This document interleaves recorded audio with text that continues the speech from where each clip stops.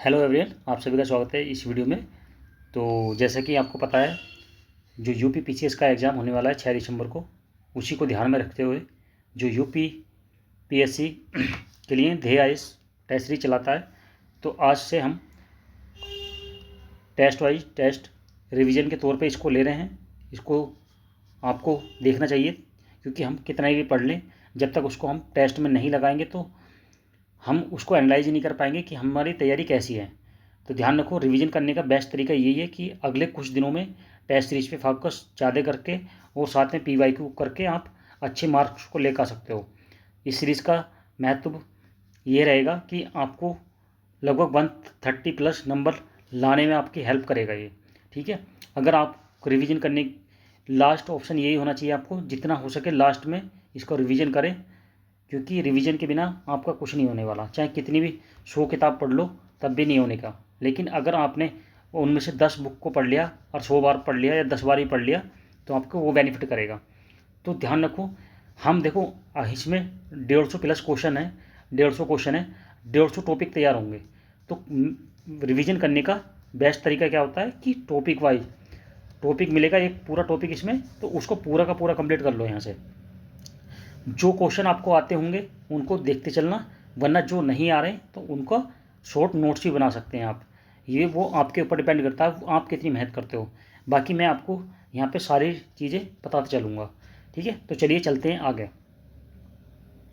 पहला क्वेश्चन देखेंगे हम। देखो, लेके शॉर्ट ट्रिक से लेके मेथड क्या होते हैं, किस तरीके से क्वेश्चन बनाते हैं, उसका भी हमें ध्यान रखना होगा। पहला क्वेश्चन है हमारा इसमें कि महाजनपदों में केवल जो अस्मक ही दक्षिण भारत की स्थिति में था, केवल अस्मक ही दक्षिण भारत में अब स्थित था। तो ये पहली स्टेटमेंट क्या है, सही है। कंबोज उत्तरापथ में स्थित था, कंबोज भी उत्तरापथ में स्थित था। अगर आपने यूपी स्पेशल अगर पढ़ा है तो आप इस क्वेश्चन को रिलेट करोगे। ठीक है, मैं बताऊंगा भी कहाँ से क्वेश्चन आ रहे हैं ये। तो पहला स्टेटमेंट सही है, दूसरी स्टेटमेंट सही है। तो देखो, इनमें जिसमें पहला सही है, तो इस जाहिर सी बात, जब इसमें पहला नहीं है तो ये तो कट जाएगा, ऐसे काट सकते हो। दूसरा है आधुनिक बुंदेलखंड का इलाका, जो आधुनिक बुंदेलखंड का इलाका है प्राचीन मत्स्य महाजनपद में था। तो ध्यान रखो, ये बुंदेलखंड का इलाका मत्स्य महाजनपद में नहीं था, तो इसको काट दो। अगर तो एलिमिनेशन कर लो आप। अब थर्ड को काटो, थर्ड को यहाँ से काटो, थर्ड यहाँ से काटो, तो पहला आंसर यहाँ से हो जाएगा। आप बताते हैं कहाँ से। बुंदेलखंड का इलाका जो था ये चेदी वंश था, ये चेदी महाजनपद से था। ठीक है, तो आप इस तरीके से नोट्स बना सकते हो। अगर आप इसकी पीडीएफ लेना चाहते हो तो आप 7065261196 पर भी आप जानकारी ले सकते हो। ठीक है, व्हाट्सएप नंबर पे आपको इसकी पीडीएफ भी मिल जाएगी। तो इसी तरीके से शॉर्ट नोट्स बनाते चलना। अभी तो हम थोड़ा स्लो चलेंगे, लेकिन धीरे धीरे जैसे जैसे हमारी स्पीड बढ़ती चली जाएगी। ठीक है, तो अगला क्वेश्चन देखते हैं। अगला क्वेश्चन देखो, ये कह रहा अशोक का बोध होने का सबसे बड़ा प्रमाण भाबरू स्तूप लघुशिलेख था। ये बात ठीक है। इस शिलालेख में अशोक स्पष्ट बुद्ध धम्म संघ के अभिवादन करता है। ठीक है, तो ये दोनों स्टेटमेंट सही हैं। तो इसमें देखो कौन सा है, ए भी सही है, आर भी सही है, तो इसमें पहला सही हो जाएगा। चलिए आगे देखते हैं, थर्ड कौन सा है। तो इसमें देखो, ये पूछा है, ध्यान रखो, इस चीज़ का भी ध्यान रखो। इसमें पूछा असत्य कथन कौन सा है।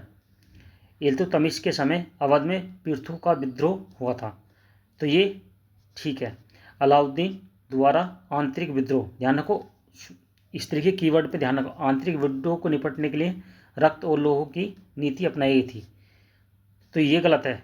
ये आंतरिक विद्रोह ना होके ये था, मंगोल आक्रमण हुए थे इस समय, तो उनसे बचने के लिए रक्त और तलवार की नीति को अपनाया गया था। अगर हम देखो टू को काट दें, टू काट दिया, यहाँ से काट दिया, यहाँ से काट दिया, तो जाहिर सी बात। अब पूछा क्या है, अगर सही पूछता तो हमारा पहला और थर्ड सही होता, लेकिन पूछा क्या है, असत्य है। इस चीज़ को ध्यान रखो, पूछा क्या है, असत्य है, तो दूसरा गलत है। ठीक है, ये आंतरिक विद्रोह ना होके ये मंगोल आक्रमण से निपटने के लिए था, तो इसलिए डी ऑप्शन इसमें सही हो जाएगा। तो इस तरीके से देखना है आपको। एक एक क्वेश्चन। ये हमारा तीसरा क्वेश्चन हो गया। तो अब चलिए, अब चलते हैं हम फोर्थ क्वेश्चन पे। ठीक है, राज्य दे रखे हैं और राज्य चिन्ह दे रखे हैं। जैसे चोलों का क्या था, बाघ था, ये ठीक है। चेर का धनुष बाण, पांडे का मछली, ये तीनों के तीनों सही दे रखे हैं। तो देखो रिवीजन हो रहा है, टोटल रिवीजन है इस तरीके से। आप देखो, इसको ऐसे ही तैयार कर लो तो इसमें डी ऑप्शन सही है। चोल का बाघ, चेर का धनुष बाण, पांडे का मछली, ये तीनों सही हो गया। अगला देखते हैं। ये प्रमुख दक्खन राज्य है और उनके संस्थापक पूछा है। ठीक है, प्रमुख दक्खन के राज्य कौन से हैं, देखो बीजापुर, इस तरीके से पूछ लेता है मिलाने के लिए। तो बीजापुर का कौन सा है, यूसुफ आदिल शाही। देखो कहाँ पे है, बी का, ए का, टू। देखो कौन कौन से, या तो ए हो सकता है या बी हो सकता है, क्योंकि इनमें ही ए के 2 दे रखे हैं। तो जाहिर सी बात है, तो आप इन दोनों को काट दोगे। 50% पे आप पहुंच चुके हैं, अगर आपको पता है। दूसरा है अहमदनगर। अहमदनगर कौन है, मलिक अहमद। अहमदनगर के मलिक अहमद। तो बी का, देखो बी का 1। तो जाहिर सी बात है, अभी भी हम कंफर्म, अभी भी ये इन 2 को भी जा रहे हैं। अब देखो सी, गोलकुंडा। गोलकुंडा के कुली शाह, गोलकुंडा के थे कुली शाह। तो सी का 4, सी का 4 कौन किस में, इस वाले में, ए में। तो इस तरीके से हमारा ऑप्शन हो जाता है ए सही। तो आप लगा सकते हो बीजापुर का यूसुफ आदिल शाह, अहमदनगर का मलिक, और सी का गोलकुंडा का कुली शाह, और बीदर का अमीर अली बरीद। इस तरीके से आपको ये क्वेश्चन हल करने हैं। चलिए अगला क्वेश्चन देखते हैं। अफ्रीका महाद्वीप में स्थित देशों में से कौन सा दास तटीय रेखा में सम्मिलित है। तो कौन कौन सा है, Liberia, Togo, Benin, Nigeria, Sierra Leone. ठीक है, तो ये क्वेश्चन आपको तैयार करना पड़ेगा। अब इसको ना, ये आपने पढ़ा हुआ नहीं है, ध्यान रखो, ये हमने पढ़ा हुआ नहीं है, लेकिन हम इस टेस्ट के माध्यम से अगर क्वेश्चन आता है तो हम इसको तैयार कर लेंगे। इसको कोई नहीं पढ़ने वाला, ठीक है, ऐसा कोई नहीं पढ़ता है कि दास तटीय रेखा कौन कौन है। तो कौन कौन सा है, इसमें हमारा आंसर है सी। तो टोगो, बेनिन और सिएरा लियोन। चलिए अब चलते हैं नेक्स्ट क्वेश्चन पे। ठीक है, तो नेक्स्ट क्वेश्चन है हमारा कि देख, एक तरफ देख रखे हैं पर्वत और किस प्रकार के हैं। ठीक है, तो पहला है यूराल पर्वत, जो कि कैसा है, एक वलित पर्वत है। ए का डी, देखो ए का डी कहाँ पे है, ए का 4। ए का 4 या तो पहले में मिल सकता है या फिर बी में मिल सकता है। तो इसका मतलब क्या है, जो हमारे सी है और डी है, ये दोनों क्या हो जाते हैं, गलत। तो इनको तो हमें देखना ही नहीं है। तो आप 50% पे यहाँ पे भी पहुँच चुके हो। अब देखो सिएरा नेवादा, ये हो सकता नहीं पढ़ा हो आपने। ब्लैक हिल्स, जो ब्लैक हिल्स है वो गुंबदगार, ये गुंबदगार है, ठीक है, पर्वत है। तो सी का 2, देखो सी का 2 कहाँ पे है, ये रहा सी का 2। तो जाहिर सी बात है, तो इसमें भी हमारा ऑप्शन ए हो जाएगा। तो अब पढ़ लो क्या क्या है। यूराल का एक बलित पर्वत है, और सिएरा नेवादा का ये आपका खंड पर्वत है, और ब्लैक हिल्स गुंबदकार है, और किलिमंजारो एक क्या है, ज्वालामुखी पर्वत है। इस तरीके से हम पढ़ते हैं इन्हें। तो अगला क्वेश्चन चलते हैं, अगला क्वेश्चन देखते हैं। ये कह रहा है कि उपयुक्त नदियों का पश्चिम से, इस टाइप के क्वेश्चन बहुत पूछे जाते हैं, पश्चिम से पूरब का क्रम बताएं। पश्चिम से पूरब का, तो सबसे पहले क्या आएगा, सबसे पहला आएगा हमारा चंबल नदी। ठीक है, अगर चंबल नदी, उसके बाद है सिंध आएगा, उसके बाद आएगा बेतवा, उसके बाद आएगा केन। ठीक है, तो अब देख लो, पहले चंबल, फिर उसके बाद सिंध, उसके बाद बेतवा, थर्ड किस में है, फिर 2 किस में है, 4 किस में है, और 1 किस में है। थर्ड टू लगा लो, 3, 2, 4 और 1 लास्ट में आएगा। तो ये जाहिर सी बात है, हमारा ऑप्शन हो जाएगा कौन सा, ए। इस तरीके से हम क्वेश्चन को हल करेंगे। चलिए 9 क्वेश्चन देखेंगे। 9वां क्वेश्चन क्या करा, भारत में केरल रबर का सबसे बड़ा उत्पादक राज्य है। भारत में केरल रबर का सबसे बड़ा उत्पादक राज्य है, तो ये स्टेटमेंट ठीक है। भारत रबर शोध संस्थान कोची में है, ये क्या है, और केरल में है। ये एक फैक्ट दे दिया है इन्होंने, ठीक है। ये फैक्ट को इस तरीके से गलत बनाता है जिससे आपका क्वेश्चन गलत हो जाए। तो भारत का जो कोची है, कोची में नहीं है, ये कोयट्टम में। कहाँ पे, कोयट्टम में। लिख लो, अगर आप छोट नोट में आ रहे हो तो इस तरीके से बना सकते हो। ये है कोयट्टम, कहाँ पे, केरल में, ठीक है। कोयट्टम में भारत का रबर शोध संस्थान है, तो आप इस तरीके से बना सकते हो। चलिए आगे देखते हैं। सॉरी, निम्नलिखित में कौन सा एक सेल अग्न्य चट्टान के रूपांतर से नहीं बनी है, नहीं बनी है, तो कौन सी है वो, ये है फाइलाइट। तो इसका मतलब क्या है, जो सेल अग्न्य चट्टानों से बनी रूपांतरित चट्टान है वो कौन सी है, नीस, एम्फिबोलाइट और सिस्ट। तो ध्यान रखो, अगर इन तीनों में से ये पूछ ले कौन सी अग्न्य चट्टानों से बनी है, तो इन तीनों को आपको पता होना चाहिए। क्वेश्चन हमें ऐसे भी तैयार करने हैं कि जो चीज़ नहीं है वो तो हमें पता होनी चाहिए, लेकिन जो चीज़ बनती है उनका भी तो क्वेश्चन पूछ सकता है ना, कि कौन कौन सी चीज़ बनती है। तो नीस बनती है, एम्फिबोलाइट बनती है, सिस्ट बनती है। तो इस तरीके से आपको ये भी तैयार करना है। तो अगला क्वेश्चन देखते हैं। 11वां क्वेश्चन क्या कहता है, ये कह रहा है सम्मेलन दिए हैं और उनके क्या क्या निर्णय निकले वो देखा है, ठीक है। जैसे कि पहला सम्मेलन है हेलेंसिकी सम्मेलन, जो कि सामुद्रिक, जो समुद्र होता है, मरीन इन्वायरमेंट, उनको प्रोडक्शन करने के लिए, ठीक है, प्रोडक्शन करने के लिए। तो हेलेंसिकी क्या है, समुद्री, पहला तो हमारा ठीक है। तो देखो ए का एक, तो जाहिर सी बात है ये गया हमारा, ये गया, क्योंकि ए का एक आना चाहिए। दूसरा वियना सम्मेलन, वियना सम्मेलन किससे है, ये है ओजोन परत से। तो वियना का बी का, देखो बी का क्या आना चाहिए, 4 आना चाहिए।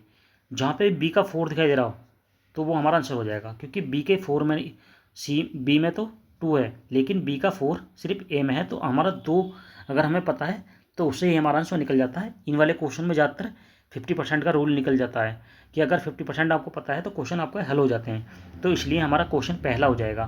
तो इसका मतलब क्या है, जो हेलेंसिकी सम्मेलन है, जो हेलेंसिकी कॉन्फ्रेंस हुई थी, वो हुई थी समुद्र के पर्यावरण सुरक्षा के लिए, मरीन इन्वायरमेंट प्रोटेक्शन के लिए, Vienna convention protection of the ozone layer के लिए, ठीक है, ओजोन लेयर के लिए। दूसरी है ये कानकुन सम्मेलन, जो कानकुन सम्मेलन हुआ था ये होता हरित जलवायु कोष की स्थापना करने के लिए, जो स्टेब्लिश ग्रीन क्लाइमेट फंड के लिए, ठीक है, कौन कौन। और अर्थ रियो समिट की बात करें तो ये होता है एजेंडा 21 अडोप्ट किया जाता है इसमें। तो इस तरीके से आपको देख सकते हैं, ये हमारा पहला आंसर हो जाएगा। चलिए 12वां क्वेश्चन देखते हैं। देखो थोड़ा स्लो चल रहा होगा, आपको लग रहा होगा कि थोड़ा स्लो है, लेकिन धीरे धीरे इस पर स्पीड आ जाएगी। आप अभी करते चलिए, क्योंकि मुझे इसमें कुछ चीज़ बतानी भी हो रही है।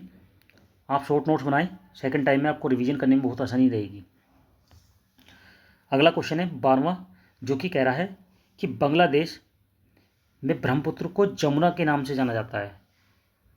ये बात सही है क्या, आपने ज्योग्राफी में पढ़ा होगा, तो जाहिर सी बात है हमने, ये भी सही है। ब्रह्मपुत्र एवं गंगा की संयुक्त धारा को बांग्लादेश में पद्मा कहा जाता है, ठीक है, ये भी सही है। तो ये दोनों स्टेटमेंट ठीक है। चलिए अगला क्वेश्चन है 13वां, ये कह रहा संगीत के इतिहास के संदर्भ में बाजा की गुफाएं, कौन सी, बाजा की गुफाएं के संदर्भ में कौन सा सही है।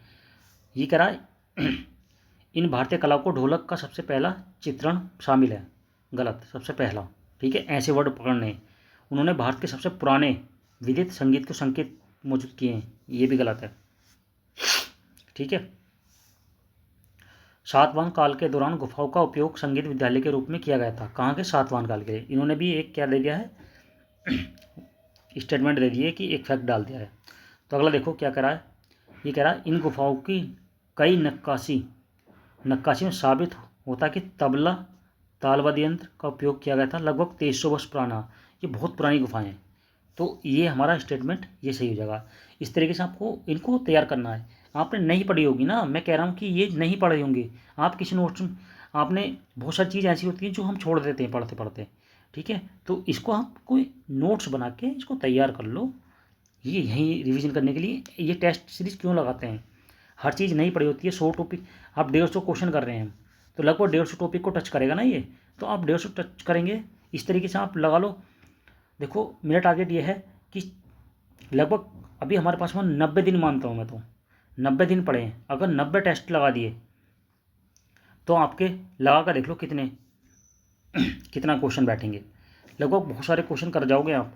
तो आप कोशिश करो, अगर 90 भी हम टेस्ट सीरीज नहीं कर पाए ना, या हमने टोटल 50 टेस्ट सीरीज करवा दी मैंने, तो आपको बहुत सारे क्वेश्चन आपको मिल जाएंगे उसमें से।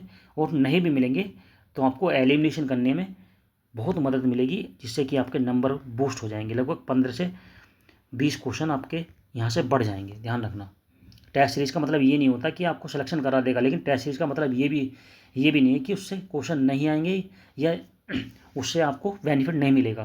तो आपको करना चाहिए जिससे कि आपको रिवीजन हो जाए। ये चीज़ नहीं पढ़ी होंगी ना आपने, तो आपको ध्यान रखो। देखो नेक्स्ट क्वेश्चन है हमारा 14वां। ये पूछ रहा है हाइड्रोपोनिक्स के संबंध में।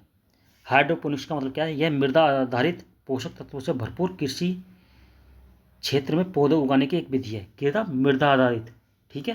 तो यहाँ से इसको ये गलत है, ये मृदा आधारित नहीं है, मृदा के पौधे उगाने की एक विधि है। तो पहला हमारा काट देंगे, ये कटा, तो दूसरा ऑप्शन हमारा सही हो जाएगा। यह शहरी और उपनगरीय क्षेत्रों के लिए उपयुक्त होता है जहाँ कृषि योग्य भूमि प्रदूषित है, ठीक है। ये एक कंसेप्ट है, तो ध्यान रखो। लेकिन मृदा आधारित नहीं है, मृदा विहीन है ये, ठीक है, बिना मृदा के। ये पानी में उगाई जाती है। इसको हाइड्रोपोनिक्स जब भी तो बोला गया ना, हाइड्रोपोनिक्स। चलिए आगे देखते हैं। अगला क्वेश्चन है 15वां। भारत के संविधान में न्याय, सामाजिक, आर्थिक, राजनीतिक का उद्देश्य स्पष्ट कीजिए। तो इसका मतलब क्या है, यह प्रस्तावना में कहाँ पे उल्लेखित है, ये पूछा कहाँ पे उल्लेखित है। ये प्रस्तावना और राज्य के डीपीएसपी सिद्धांत है, उन दोनों में उल्लेखित है। तो ध्यान रखो, इस तरीके से क्वेश्चन हल करना है हमें। तो आपको पता है प्रस्तावना में आपने पढ़ी होगा, हम भारत के लोग समस्त नागरिकों को सामाजिक, आर्थिक, राजनीतिक न्याय, विचार अभिव्यक्ति, विश्वास, धर्म की उपासना की स्वतंत्रता की बात करते हैं, ठीक है। भारत का आर्टिकल इस तरीके से हम पढ़ते हैं। नेक्स्ट देखो, अगला क्वेश्चन है हमारा 16वां। यह काकतीय राज्यवंश से, ठीक है। तो अगर हम देखा जाए तो इसमें पूरा जो रामप्पा मंदिर का निर्माण 1213 ईस्वी में काकतीय राजवंश के शासन ये रेचरल्ला रुद्र द्वारा किया गया था। ध्यान रखो रामप्पा, तो ये बात ठीक है। काकतीय परिवार के कुछ ताम्रपत्र शिला उन्हें योद्धा के संबंध में बताया गया, तो ये दोनों ठीक है, इसलिए तैयार कर लो इसको भी ऐसे। अगला क्वेश्चन देखो, ये कह रहा है निम्नलिखित में से कौन सी चट्टानें अंतर्वेदी मतलब इग्नूसिव आग्नेय चट्टानें संरचनाएं हैं, कौन कौन सी हैं। तो ये ज्योग्राफी में हम पढ़ते हैं, ठीक है। ज्योग्राफी में एनसीईआरटी में सीधा सीधा दे रखा है कि जो अंतर्वेदी चट्टानें बनती हैं कौन कौन सी हैं, तो आपको इसको पढ़ना चाहिए। तो लेकोलिथ, बैथोलिथ, डाइक, ठीक है। कोल्डेरा क्या है, कोल्डेरा इस तरीके से बनता है, वो तो इस तरीके से कोल्डेरा बनता है, ये ऊपर जब ऊपर से बनता है जिसमें ये निकलती हैं। तो ध्यान रखना कोल्डेरा नहीं है, कभी कोल्डेरा लगाओ। ये क्या है, कोल्डेरा। और जो बाल्ट बेसाल्ट है ये क्या है, ज्वालामुखी के, ये दोनों ज्वालामुखी के हैं, ध्यान रखो ज्वालामुखी के। तो बाकी ये हमारी लेकोलिथ, बैथोलिथ, डाइक क्या है, इंट्रूसिव संरचनाएं हैं जो कि बनती मैग्मा से ही हैं उस तरीके से। चलिए आगे देखते हैं। अगला क्वेश्चन देखो, भारतीय संघवाद संवैधानिक रूप से विषम है क्योंकि भारतीय संघ के कुछ राज्यों और अन्य घटक इकाइयों के केंद्र के साथ संबंध में अंतर। ये हमारा ठीक है, क्योंकि अंतर पाया जाता है। हमारा संविधान जो है संघवाद थोड़ा अलग है, लेकिन हमारे संघवाद में ये ध्यान रखो, ये हमसे एसिमेट्रिक बोलते हैं, हम इसको एसिमेट्रिक है। महत्वपूर्ण अवधारणा का अनुमान लगाते हैं, जैसे कि हमारा कोई भी स्टेट हमारे केंद्र से अलग नहीं हो सकता, ठीक है। जैसे कि आपको पता है यूएसए में 50 स्टेट थे, उन्होंने मिलकर के आके स्टेट पूरा यूएसए बनाया। लेकिन हमारे यहाँ पे क्या है कि कोई भी स्टेट अलग नहीं बन सकता, मतलब सेपरेशन नहीं कर सकता कि इंडिया से, कि हम इंडिया से अलग होना चाहते हैं, ये कभी नहीं होगा। ये बाबा साहब ने बोल दिया था, किसी भी स्टेट को ये अधिकार नहीं है कि वो भारत राज्य से अलग हो जाए। ठीक है, चलिए आगे चलते हैं। अगला क्वेश्चन है हमारा 19वां, विधान परिषद में स्वराजवादी गतिविधियों की उपलब्धियों के संबंध में बताएं। ठीक है, तो इसमें देखिए, उन्होंने मॉन्टेग्यू चेम्सफोर्ड सुधार की सीमाओं को उजागर किया। विधान परिषद में स्वराजवादी, ठीक है, ये बात ठीक है, जो उनकी सीमाएं थी उनको उजागर करते हैं। विट्ठल भाई पटेल को केंद्रीय विधान परिषद में अध्यक्ष के रूप में चुना गया था, ये बात भी ठीक है। तो दोनों स्टेटमेंट ठीक है, तो आपको पता होना चाहिए इस तरीके से। ठीक है, मॉन्टेग्यू चेम्सफोर्ड सुधार कब आया था? 1919 में। ठीक है, चलिए आगे चलते हैं। अगला भी क्वेश्चन है 20वां। देखो ये पूछा है, भारतीय नदियाँ और तदनुरूप राष्ट्रीय उद्यान, ठीक है, नेशनल पार्क पूछा है। इंडिया के रिवर और उनके संबंधित जो भी नदियाँ हैं उनसे मिलान कराने के लिए पूछ दिया है, जैसे कि ओरांग राष्ट्रीय उद्यान। तो अब देखो 20वां क्या कह रहा है, कौन सा सही है। इसमें नर्मदा नदी जो कि थर्ड है, ये कान्हा नेशनल पार्क, ये ओनली सही है, बाकी ये दोनों गलत हैं, ध्यान रखो। अगर हम बात करते हैं जो राजाजी राष्ट्रीय उद्यान है, यहाँ से कौन सी गंगा बहती है? ये पौड़ी, हरिद्वार, देहरादून, हरिद्वार, पौड़ी जिलों में, तीन जिलों में होकर है, जिसमें गंगा नदी बहती है। कौन सी? रामगंगा के नाम से जाना जाता है उसे। नेक्स्ट देखो, जो ओरांग राष्ट्रीय उद्यान है, ये कहाँ पे है? ये है हमारा असम में। तो कौन सी नदी होगी वहाँ पे? ओरांग, ये असम में है, ध्यान रखो। ये कहाँ पे? असम में। यहाँ पे कौन सी नदी है? ब्रह्मपुत्र नदी। तो इस तरीके से हम लोहित तो हो नहीं सकती, लोहित ब्रह्मपुत्र की सहायक नदी है। चलिए आगे देखते हैं 20वां क्वेश्चन। अनुच्छेद 22 के अनुसार न्यायिक हिरासत में लिए गए व्यक्ति को निम्नलिखित में कौन से अधिकार प्राप्त नहीं है? कौन से अधिकार प्राप्त नहीं है? देखो, यथाशीघ्र उससे गिरफ्तारी के आधारों को बारे में सूचित करना, ये तो अधिकार होता है। उसे अपनी पसंद के वकील के परामर्श करने का, बचाव करने की अनुमति देना, ये भी सही है। सलाहकारी बोर्ड की मंजूरी के बिना उसे 3 महीने से अधिक हिरासत में रख सकते हैं, ये गलत है। इसके बिना नहीं रख सकते भाई। इससे अगर इसे 3 महीने से ज़्यादा रखना होता है तो इसकी सलाह लेने अनिवार्य हो जाता है। तो इसलिए कौन सा प्राप्त नहीं है? तो ये नहीं है। ऐसी गिरफ्तारी के 24 घंटे की अवधि के लिए भीतर मजिस्ट्रेट के सामने पेश करना होता है, ये बात भी ठीक है। चलिए 22वां क्वेश्चन देखते हैं। 22वां क्वेश्चन क्या कह रहा है? दक्कन में स्थापित सातवाहन साम्राज्य की प्रशासनिक संरचना मौर्य साम्राज्य के समान थी, ये बात ठीक है। सातवाहनों की प्रांतीय गवर्नर के पास काफ़ी हद तक स्वायत्तता थी, ये बात भी ठीक है। लेकिन देखो, क्या ये इसकी व्याख्या कर रहा है? इसकी व्याख्या कर रहा है, क्योंकि ये यहाँ लिख दो विकोज।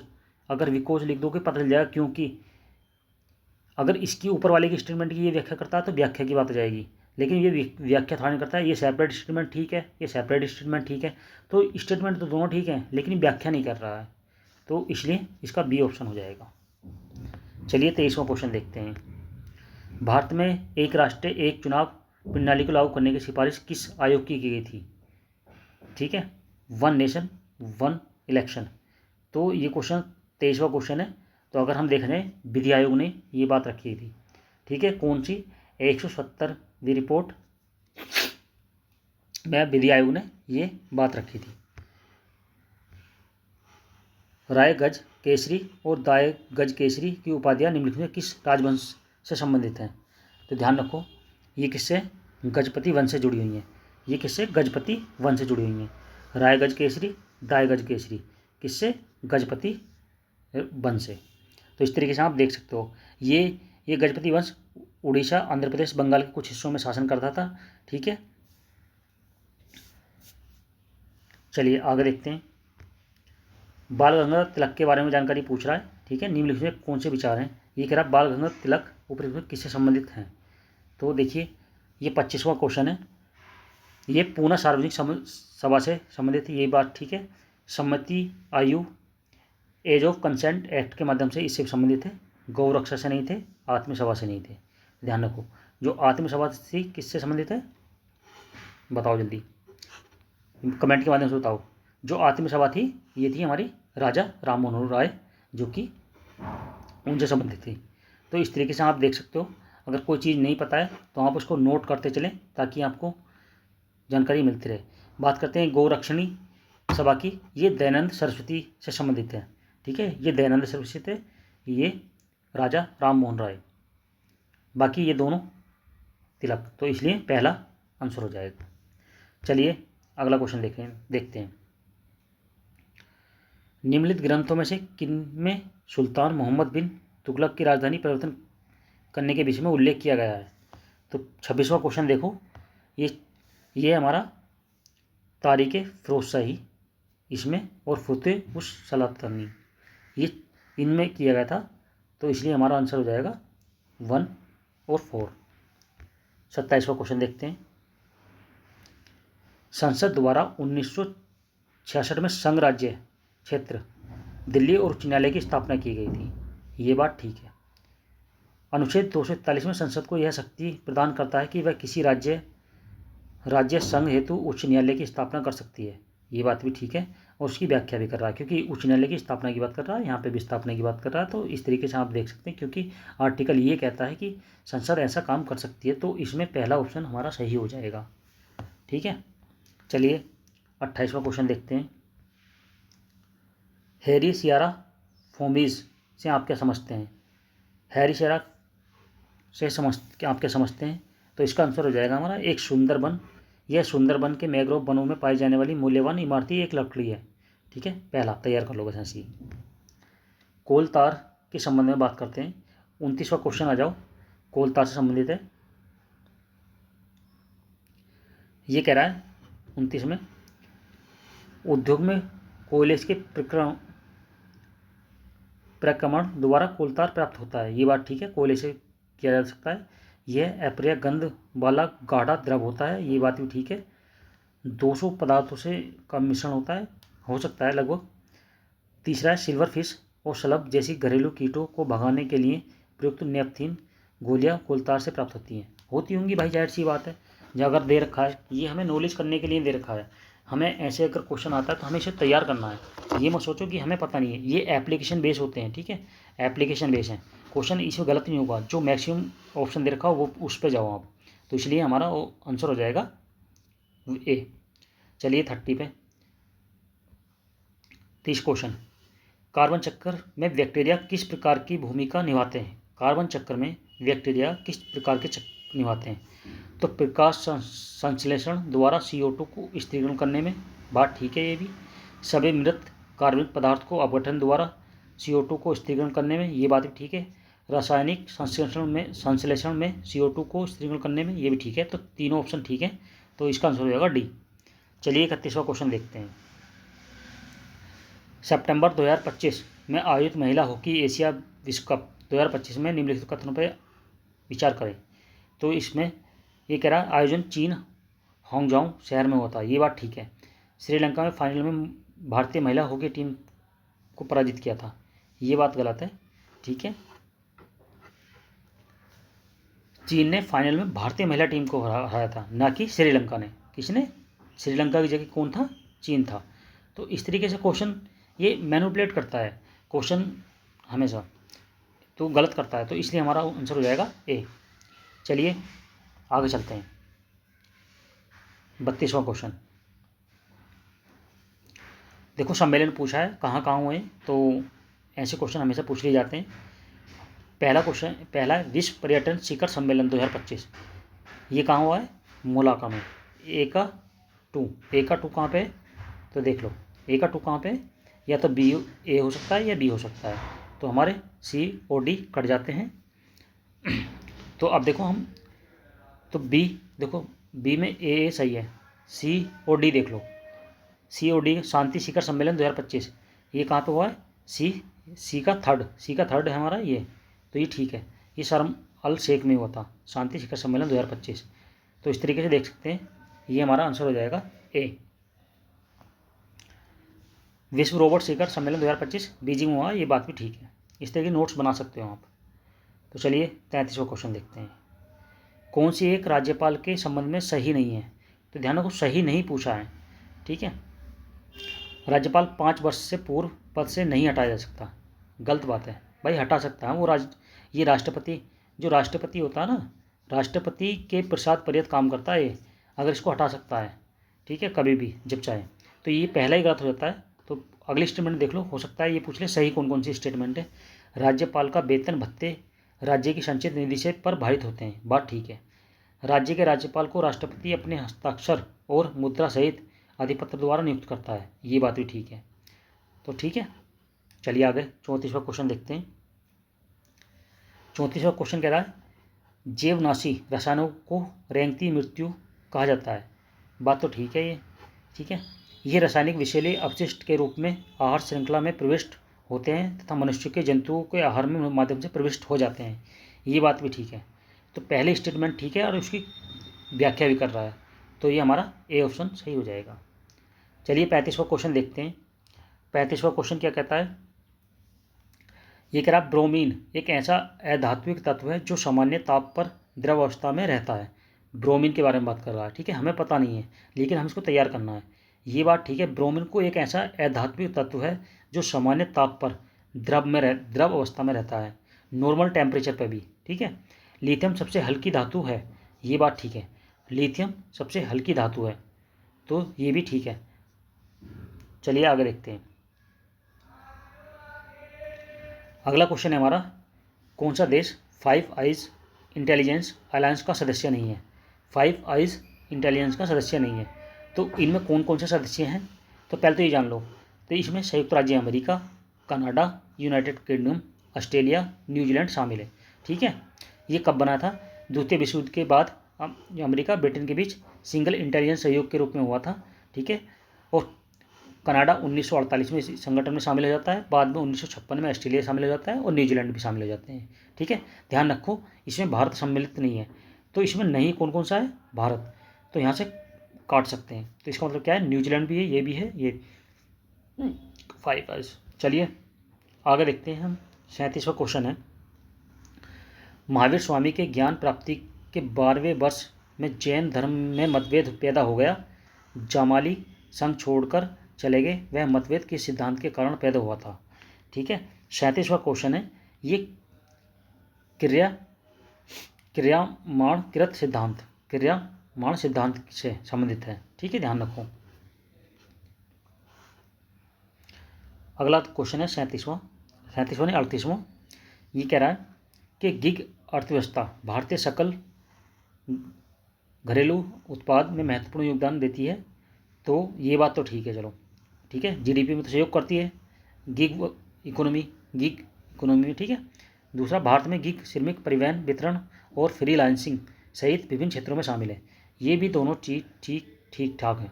तो देखो व्याख्या नहीं कर रहा, लेकिन दोनों स्टेटमेंट आपस में अलग अलग सेपरेट सही हैं, तो इसका आंसर हो जाएगा हमारा बी। चलो 39वां देख लो। 39वां क्या कहता है?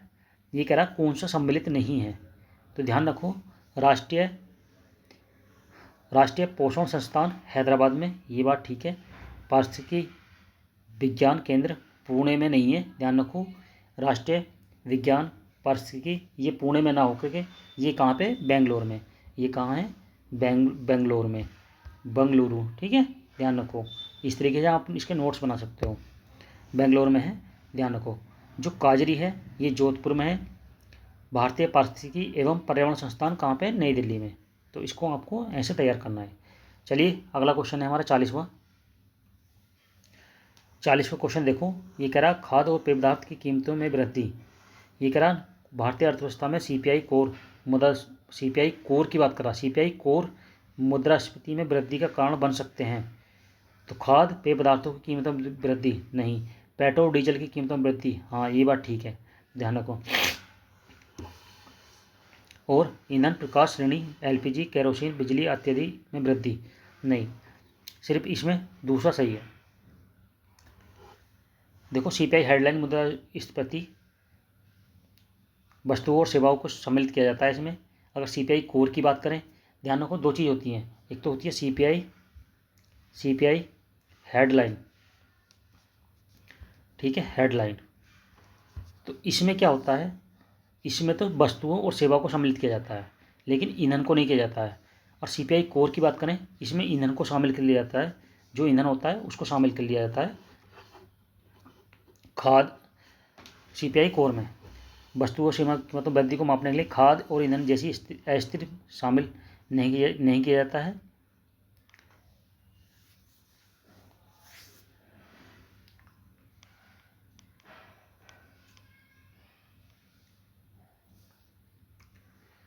चलिए नेक्स्ट क्वेश्चन है हमारा 41वां।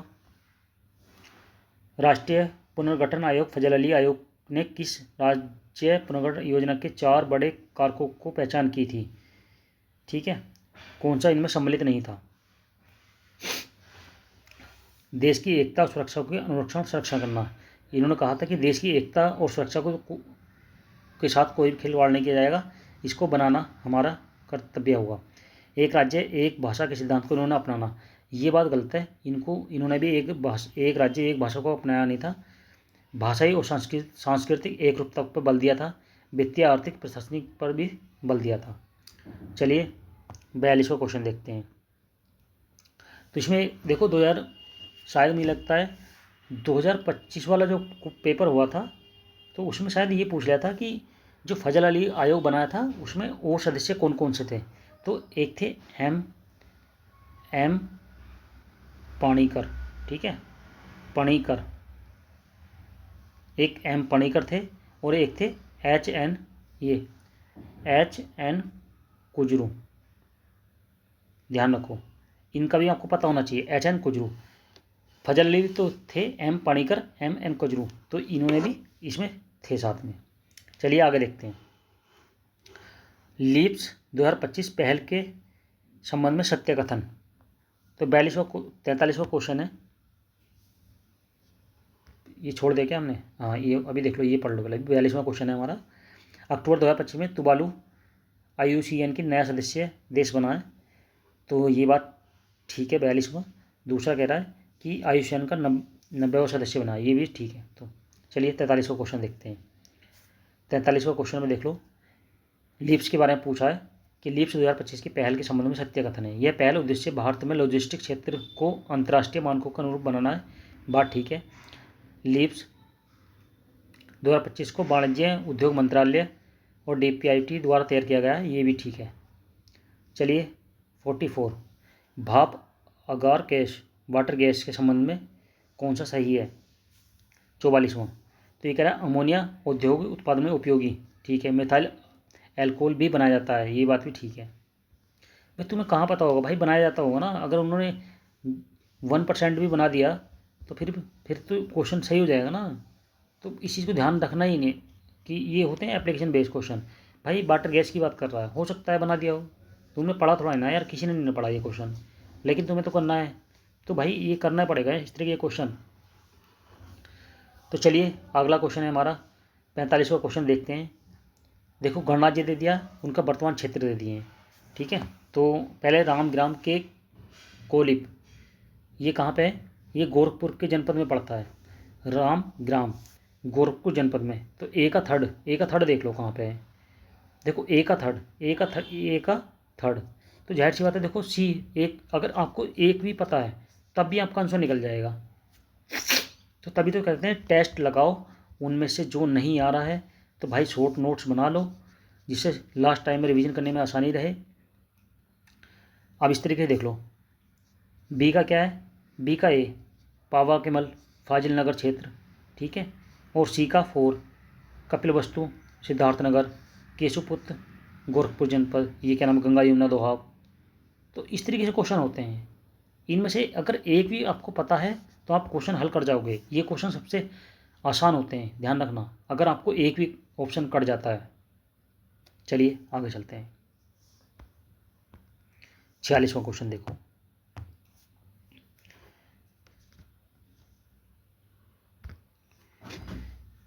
46वां क्वेश्चन देख लो। लॉर्ड कॉर्नवालिस ने अपने न्यायिक सुधारों को 1793 तक अंतिम रूप देकर कॉर्नवालिस संहिता की प्रस्तुत किया था। 46, तो देखो ये बात ठीक है, कॉर्नवालिस कोड बनाया था, ठीक है, न्यायिक सुधार के लिए। यह सुधार प्रसिद्ध सिद्धांत शक्तियों के पृथक्करण पर आधारित था। इसने क्या था, जो डिस्ट्रिक्ट मजिस्ट्रेट होता था उसको न्यायिक कार्य से अलग कर दिया गया था, उसका सिर्फ ओनली रेवेन्यू कार्य रह गया था बाद में, ठीक है। कॉर्नवालिस कोड के माध्यम से जो कलेक्टर होता था उसको न्यायिक और फौजदारी शक्तियाँ ले ली गई थी, जिसके पास केवल अब कर संबंधी शक्तियाँ ही बची थी। तो ध्यान रखो, इस तरीके से हम पूरा टॉपिक को कवर कर रहे हैं, ताकि सिर्फ आप सुनते चलो और टेस्ट को निकाल लो। मैंने आपको बताया कि अगर आपको इसकी PDF भी चाहिए तो आप इस PDF को निकाल सकते हैं। नंबर है इसी नंबर है 707065261196, आप इससे कांटेक्ट कर सकते हैं। ध्येय IAS की जितनी भी टेस्ट सीरीज हैं, जितनी भी अभी तक आई हैं, वो आपको मिलती रहेंगी, ठीक है, और आगे भी जितनी भी आती रहेंगी वो भी आपको मिलती रहेंगी, ठीक है। अभी हम ध्येय IAS की करा रहे हैं, अगर टाइम मिला तो हम दृष्टि IAS की या और कोचिंग सेंटर भी की कराएंगे, ठीक है। अभी आप फिलहाल इसी को करें, कोशिश करूँगा इस तरीके से आपको कंटिन्यू लाने की। चलिए आगे चलते हैं। अगला क्वेश्चन है हमारा वित्तीय समावेशन 47। ये पूछा है कि इनका कालक्रम पूछ लिया, कब आई है ये, तो ध्यान रखो इसमें हमारा ये आई थी हमारी लघु 2001 में, 2001 में, ठीक है। किसान क्रेडिट कार्ड आया था हमारा 1998 में, ठीक है, 99 में, और स्वरोजगार क्रेडिट योजना आई थी हमारी 2003 में। तो अब लगा लो 2003 में, तो पहली 2 1 3, तो इस तरीके से हमारा आंसर हो जाता है ये, ध्यान रखो, ठीक है। चलिए आगे चलते हैं। समाचार पत्र पत्रिका दे रखी है, क्वेश्चन आते हैं और प्रकाशन दे रखा है। द लीडर के कौन थे, मदन मोहन मालवीय। तो एक, तो ये तो जाहिर सी बात है, ये तो हमारा सही हो गया। कवि वचन सुधा, जो कवि वचन सुधा किसने लिखा था, ये भारतेंदु हरिश्चंद्र ने लिखा था। कवि वचन सुधा किसने लिखा, भारतेंदु हरिश्चंद्र। तो जाहिर सी बात है बी में खत्म, ये दो हो सकता है इन दोनों में से। अब देखते हैं ज्ञान प्रदायनी, जो ज्ञान प्रदायनी है इन्होंने नवीन चंद्र राय, ये लिखा था नवीन चंद्र राय, तो सी का 2, तो जाहिर सी बात है हमारा आंसर हो जाता है बी। इस तरीके से क्वेश्चन हल करने हैं। चलिए आगे चलते हैं। 49वां क्वेश्चन है हमारा कांग्रेस के अधिवेशन और पारित कार्यक्रम, अगर इसको आपको पता है, जैसे लाहौर में हुआ था, ठीक है, उन लाहौर में इसकी अध्यक्षता किसने करी थी, जवाहरलाल नेहरू ने, ठीक है, पंडित जवाहरलाल नेहरू, पंडित जी नेहरू ने। तो आपको ये भी पता होना चाहिए, हो सकता है ये ना लेके अध्यक्ष पूछ ले।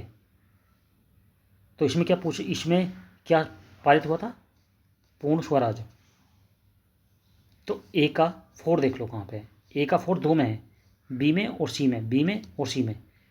तो हमारा पहला कटा और डी कटा, 50% पे पहुँच के क्वेश्चन ऐसे करने हैं, ना कि इसमें घुस के करना है भाई, एलिमिनेशन करना है, एलिमिनेशन करना है हर क्वेश्चन पे। कराची अधिवेशन सरदार वल्लभ भाई पटेल ने किया था, ठीक है, कराची अधिवेशन।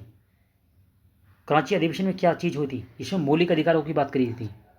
बी का 3rd देख लो कहाँ पे, ये आ गया आंसर लो हमारा भाई। बी का 3rd कहाँ पे है, इसमें लाहौर कराची अधिवेशन में ये होता है, ठीक है, आ गया हमारा आंसर। सी का 1 तेजपुर मूल कृषि, रामगढ़ में राष्ट्रीय एकता की बात करते हैं। तो ऐसे क्वेश्चन करने भाई, समझ रहे हो, ये होता है हमारा आंसर, ऐसे करने। चलिए 50वां क्वेश्चन देखते हैं। हम 50 क्वेश्चन ही करेंगे आज, इस तरीके से हम 50-50 क्वेश्चन करके 3 वीडियो में इसको कंप्लीट कर देंगे धीरे धीरे। तो चलिए देखते हैं, ये कह रहा भारतीय नियोजन वस्तुकार के रूप में जाने जाने वाले, उन्होंने कलकत्ता में भारतीय सांख्यिकी संस्थान की स्थापना की और सांख्य नामक पत्रिका प्रस्तुत की। किससे संबंधित है? ये हैं हमारे प्रशांत चंद्र महालनोबिस। ठीक है, तो इनके बारे में सारी जानकारी दे रखी है, आप इसको पढ़ो, उसका आंसर निकालो महालनोबिस के बारे में। आज हमारे 50 क्वेश्चन हो चुके हैं। ठीक है, 150 क्वेश्चन है। अभी हम 50 क्वेश्चन ही ले रहे हैं, लेकिन जैसे जैसे हम टाइम बढ़ाएंगे हम पूरे 150 क्वेश्चन भी करेंगे। लेकिन आज पहला दिन है हमारा, तो धीरे धीरे करना चाहिए, जिससे कि हमारी कंसिस्टेंसी बनी रहे। और क्योंकि मुझे आज बताना ही पड़ रहा है ना कैसे सोल्व करना है, किस तरीके से। आप इस क्वेश्चन करो तो सही, 50 क्वेश्चन बहुत होते हैं डेली के भाई। 90 दिन है, लगा कर देखो कितने बैठेंगे। 50 इंटू 90, तो आप लगाओ 9 पंजे 45 क्वेश्चन आप करके जा रहे हो यहाँ से, समझ रहे हो। अगर मैं कह रहा हूँ 50 क्वेश्चन डेली भी करोगे, 4500 क्वेश्चन का मतलब 4500 टॉपिक कवर कर रहे हो। क्या 100 क्वेश्चन नहीं मिला पाओगे उसमें से? 100 क्वेश्चन का मतलब है 133 क्वेश्चन, 133 मार्क्स बनेंगे आपके। तो क्यों नहीं समझ में आ रहा भाई? ये चीज़ करो, इसके बिना काम नहीं चलेगा। 100 बुक पढ़ लो, कोई फ़ायदा नहीं होने का उसका जब तक तुम टेस्ट में लगाओगे नहीं। तो समझ रहे हो। अच्छे एक्सपीरियंस से बता रहा हूँ भाई, जितना रिवीजन करोगे उतना बेनिफिट मिलेगा, वरना कोई फ़ायदा नहीं है। कुछ नहीं बुक पढ़ते रहना, पेपर निकल जाएगा। कंपटीशन बहुत हाई है, समझ रहे हो। तो ध्यान रखो, 50 क्वेश्चन करें हैं आज। नेक्स्ट में इस तरीके धीरे धीरे टाइम कर लेंगे, जल्दी से हो जाएगा। थैंक यू, धन्यवाद।